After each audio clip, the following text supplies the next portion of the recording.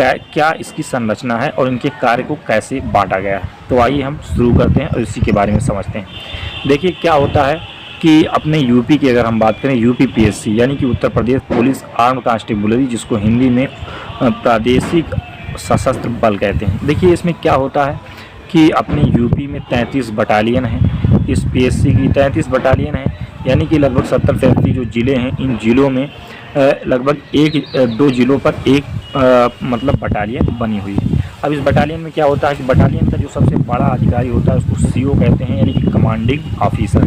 यानी कि किसी भी बटालियन का सबसे बड़ा अधिकारी जो होता है वो कमांडिंग ऑफिसर होता है, ये आईपीएस लेवल का होता है। देखिए क्या होता है कि एक जो बटालियन होती है उसमें लगभग 1200 से 1500 जवानों की जनशक्ति होती है। तो ये क्या होता है कि इन जो जवान होते हैं, इन जवानों को कंपनियों में बांट दिया जाता है। तो एक जो आपकी वो होती है, जैसे आपका एक कंपनी हो गई, तो एक कंपनी में लगभग 100 से 150 तक कर्मचारियों की संख्या होती है, जवानों की संख्या होती है।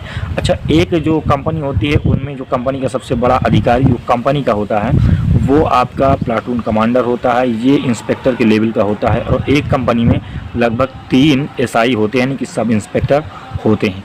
ये जो इनमें लगभग इनमें क्या होता है कि अब ये जो कंपनियां होती है, अगर हम सीतापुर पीएससी बटालियन की हम बात करें तो इसमें क्या होता है कि जो इसमें 8 कंपनियां हैं और 8 कंपनियों का अपना अलग अलग बटा होता है काम।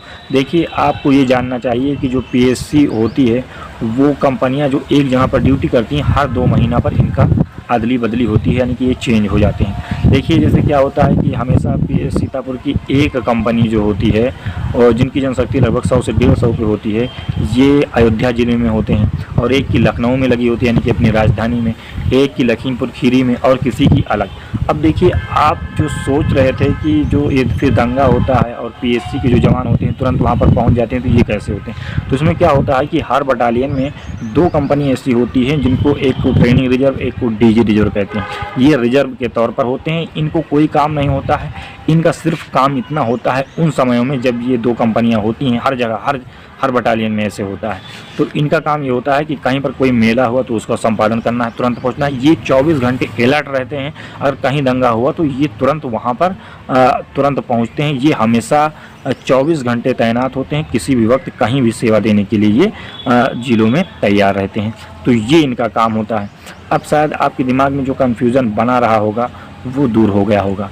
और हमेशा एक कंपनी जो होती है वो हमेशा जो बटालियन होती है उसकी संरक्षण में लगी होती है। अच्छा, बटालियन में क्या होता है कि बम गोले बारूद असलहे वहाँ पर रखे होते हैं, और बड़े बड़े वीआईपी जो अधिकारी होते हैं उनके आवास होते हैं, और वहीं पर जो ऑफिस बनी होती है वहीं से लेखा जोखा सादा ब्यौरा तैयार होके इन कंपनियों तक पहुंचता है। तो दोस्तों आशा करता हूं कि आप समझ गए होंगे कि पीएससी के जो जवान होते हैं इनका क्या काम होता है और ये कहां कहां पर अपनी ड्यूटी करते हैं। अक्सर लोगों का यही भ्रम बना रहता है कि ये लाठी चार्ज करने के बाद में या फिर मेले के बाद में ये कुछ काम नहीं करते हैं और पड़े रहते हैं। तो बिल्कुल ऐसा नहीं है, ये हमेशा ड्यूटी इनकी लगी होती है और ये एक प्रकार से हमेशा बटे हुए होते हैं, इनका काम बटा हुआ होता है।